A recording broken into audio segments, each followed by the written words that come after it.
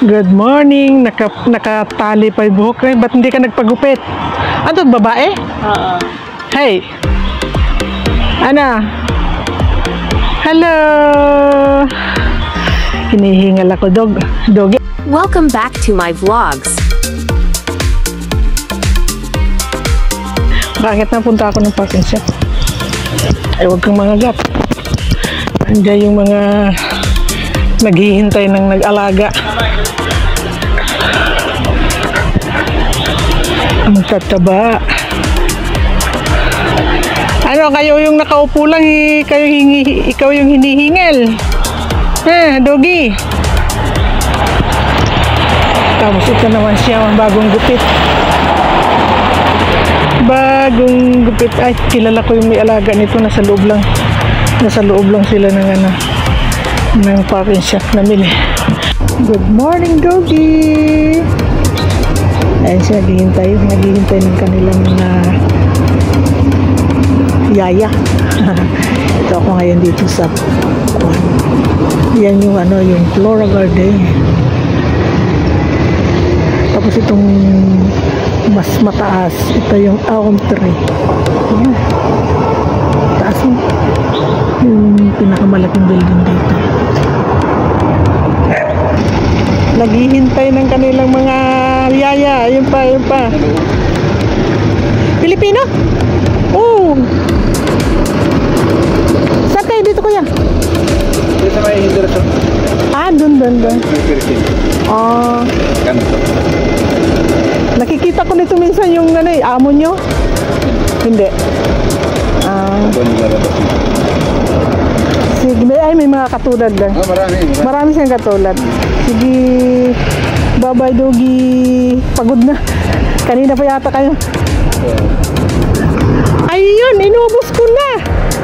Ang tagal mo. Inubos ko na. Wala ka namang dala. Paano mo naubos? Wala ka.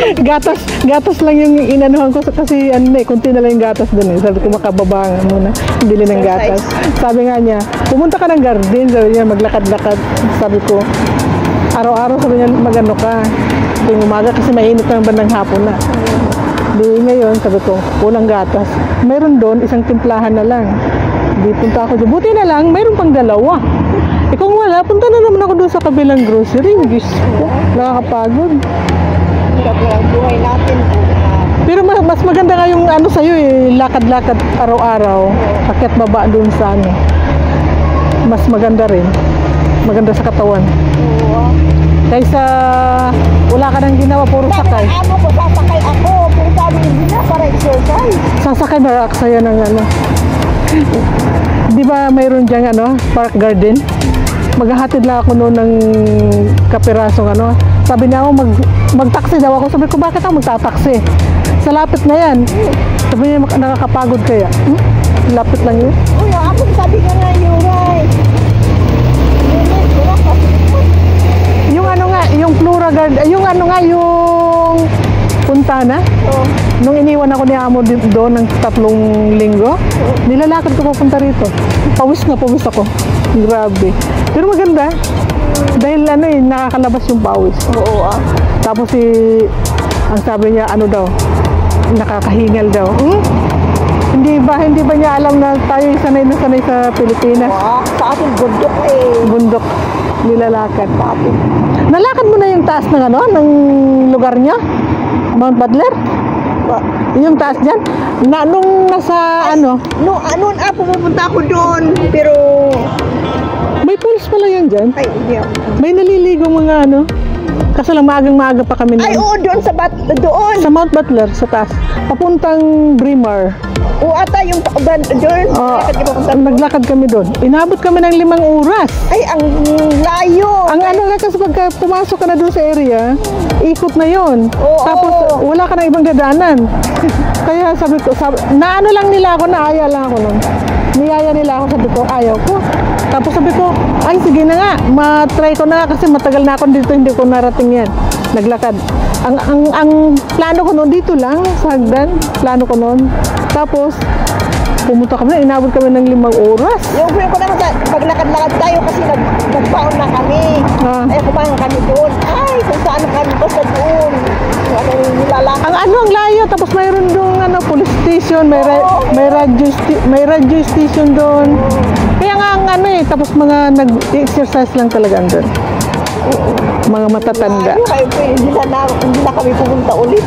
5 oras kami sa ikot. Pa, na 5 oras. Kasi yung lakad na may dalang kwentuhan. Hindi naman siya kasi lakad lang naman eh. Kung takbo, pero mahirap din yun, yung tatakbuhin mo, malayo. Tsaka itong may mga edad na hindi na kaya yung magtatakbo. Na ko na nung nag-50 years old ako, wala na. Parang mahina na ako. Ilang taon ka na ngayon? 59, mag-60 ako sa Oh, di ba naiiba na rin yung ng katawan natin? Sabi ko na, ngayon ko nararamdaman na, ay, ganito pala. Dati hindi ko nararamdaman yung pagod. Wala. Hindi ko yun, pero nito na. Na parang ang bilis ko nang mapagod. Hindi na kaya yung Nagod ako ng mga 55, ay, sabi ko, ay, wala, mahina na ako, hindi ko nararamdaman. Iba na. Oo. Pero hindi rin pwedeng umano lang tayo, naka-standby lang. Kailangan din talaga trabaho. Oo. Tapos na yung papahan mo? Yung, Papahan mo? Pinagawa? Di pa? utang pa nga ako eh. Ha? Utang pa ako parang, unti-unti siyempre, maganda yung utangin ko dito, tapos di ba, mahal ang materialis. Ang mahal nga ng materialis ngayon. Kaya wala. Bakit ka? Isang unit ko, ikalawang kontrata. Isang unit? Oo. Malaki eh. Maliit lang naman. Bakit ano bang size nung isang unit mo? Bakit umabot ng 2 kontrat? Ang mahal. Hindi yung mahal ang materialis, tapos yung labor pa. Magkano pa upahan mo nun? Ha? Magkano pa upa mo nun? 10,000. Per room. Hindi kasi parang bahay yun. Oo. Yung isang unit, magkano pa upa mo? Ang unit yun na 10,000. Kasama na. Nga, kami nga pinakamura. Marami nga nag-ano doon kasi doon 12 to 15,000. Malaki siya. Ilang kwarto yun? 2, salas, kusina, banyo. Ay, malaki. Kaya pala ganun ka, Tapos pa-tiles. Naka-tiles na. Oo. Yung sa baba, marble kasi yung biyanang pang bumili. Magkano ang ng marmol? Hindi ko alam kasi biyanang pang bumili nung yung gagamitin niya sana kasi hindi niya nagamit yung malalaki ang nilagay kaya pinaghatian namin Mas okay na rin yung ganun. Mas maano pala yung ginawa mo. Good morning mga ladies. Practice lang ba? Ang kikit ng alaga nila. Ayan. Kumakain yung aso.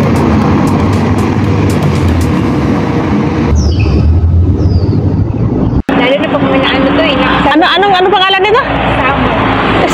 Summer talaga. As in. Naglalaway siya, oh. Ano tawag dito? Anong pangalan nito? Yung Golden Retriever.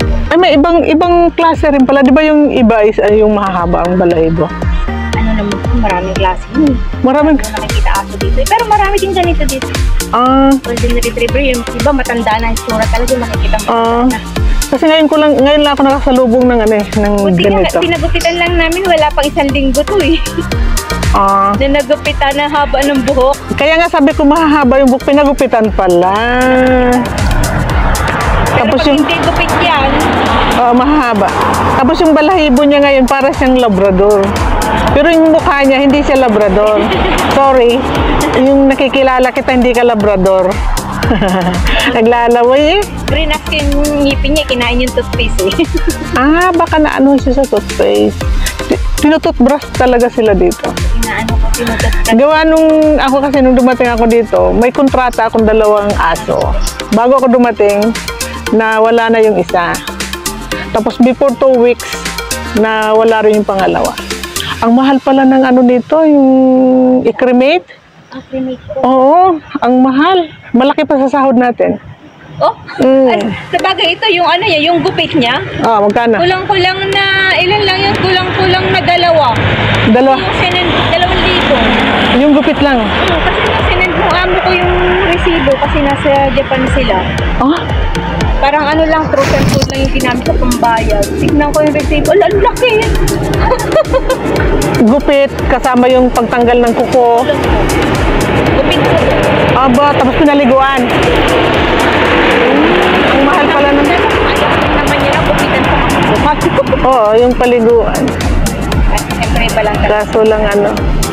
Yun lang alaga mo, walang bata. Meron po, kada Wednesday po, hanggang Saturday, may alaga ako isa. Hmm. Tapos pag Sunday kasi uuwi siya, pupunta siya nung Taga saan ka? dito po, Sa atin? La Union. La Union. Kumusta naman doon? Walang bagyo doon? Ewan ko, meron ako. Kasi nga nung nakaraan, baha-baha ang Manila eh na. Tapos ngayon may bagyo na naman daw, darating. Summer? Taman ka man, summer? Uwi na, uwi na. Saan ang ruta niyan?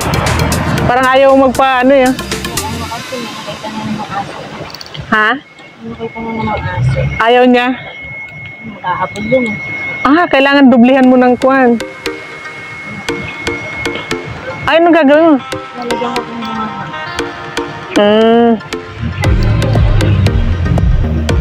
Kailangan talaga para hindi na siya matapang.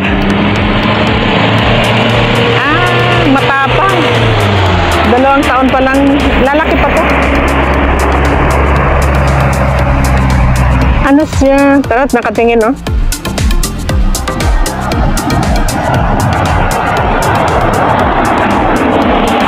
Papunta kayo doon sa ano? Parking shop? Diyan, ikot. Kaso lang pag may aso, Thanks for ano na kayo, watching. iwas. Okay. Maglakad na rin ako papunta. Ganun lang yun. Ba, ayos oh. Sige, dito ako sana. Yun yung asong iniwasan. Ayan. Nakaano sila. May nakalagay sa bibig para hindi makapangagat.